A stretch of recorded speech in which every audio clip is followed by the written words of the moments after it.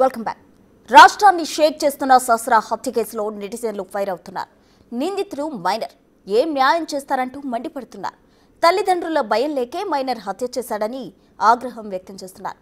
మరింత సమాచారం మా ప్రతినిధి సుజాత అందిస్తారు. సహస్ర హత్య కేసు అందరినీ కలిచివేస్తుంది.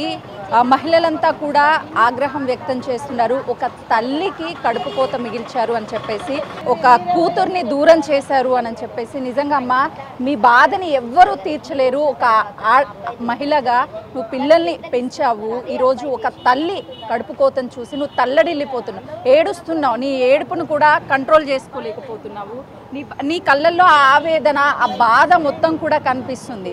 ఎంత ఓదార్చినా కూడా నీ బాధ అనేది తీరదు. నీ బాధ అనేది చాలా స్పష్టంగా కనిపిస్తుంది. అసలు నీకు మాటలు కూడా రానటువంటి పరిస్థితి ఉంది. ఏం చెప్తావు? బాధపడకు, ఏం చెప్తావు? ఏం చెప్పాలి మేడం, మాకు పిల్లగానికి అంది, మాకు పిల్లగానికి ఇవ్వాలి అంతే. ఆ పాపకి ఎలా న్యాయం చేయాలి? ఆ తల్లిదండ్రులకు ఎలా న్యాయం? ఏం న్యాయం చేస్తారు మేడం? ఏం న్యాయం చేస్తారు చెప్పు? తల్లి కూడా ఇప్పుడు మాపో సచ్చేటట్లుంది. ఏం న్యాయం చేస్తారు చెప్పండి? ఏం న్యాయం చేస్తారు? ఒకటే అమ్మాయి, ఒకటే బాబు, ఏం న్యాయం చేస్తారు మేడం? మైనర్ పిల్లగాడు, ఏం న్యాయం చేస్తారు మేడం?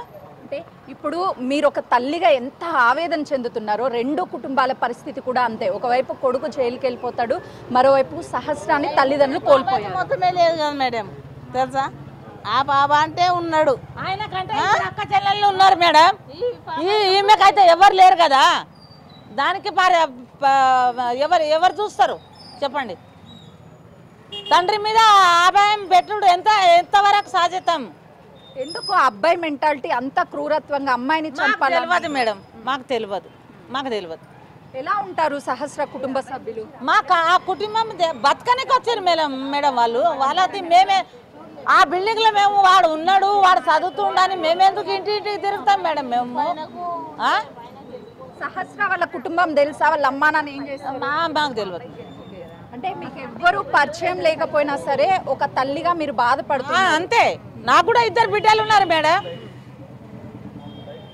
నాకు కూడా బిడ్డలు ఉన్నారు, నీలాకున్నారు నా బిడ్డలు కూడా. ఏ న్యాయం ఏం అడుగుతున్నావమ్మా? ఇప్పుడు ఇంకొకరికి ఈ పరిస్థితి రావద్దండి. ఏమద్దు, పిల్ల ఎట్లా పోయిందో వాడు కూడా అట్లే పోవాలి.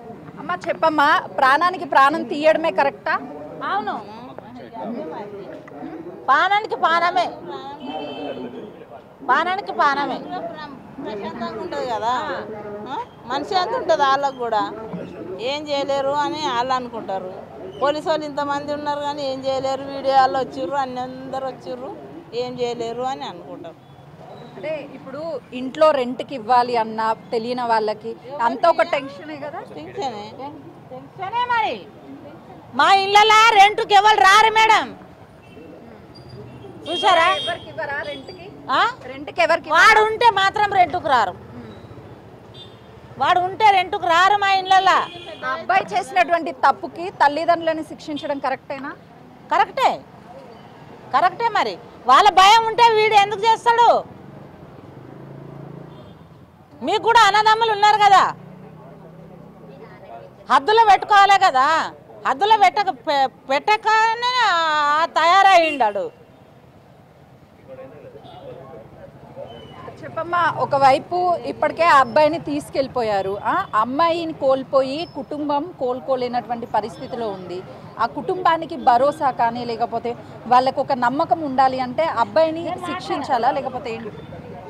ఏం మాట్లాడలేను మేడం, నేను చూడలేను, మేము మాట్లాడలేను. అబ్బాయిని చూడలేము. ఎప్పుడు తెలిసింది మీకు అసలు ఇది జరిగిందని తెలిసిందా? చచ్చిపోతే పోలీసు వాళ్ళు అందరు నిలబడితే వచ్చి చూసినాం అంతే. అంబులెన్స్ వేసుకొని పోయేటప్పుడు చూసినాం మేము అంతే.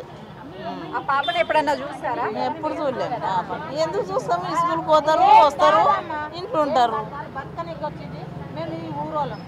చూస్తున్నాం కదా, స్థానికంగా ఉన్నటువంటి మహిళలు తమ బాధను వ్యక్తం చేస్తున్నారు. అంటే ఒకవైపు ఆవేదన, మరొక వైపు బాధ. ఎందుకంటే ఇక్కడే మేము ఎన్నో సంవత్సరాల నుంచి ఉంటున్నాము, రెంట్ కోసము వచ్చారు. ఇక్కడికి వచ్చిన తర్వాత ఏదో అలా పని చేసుకుంటూ కుటుంబ సభ్యులంతా కూడా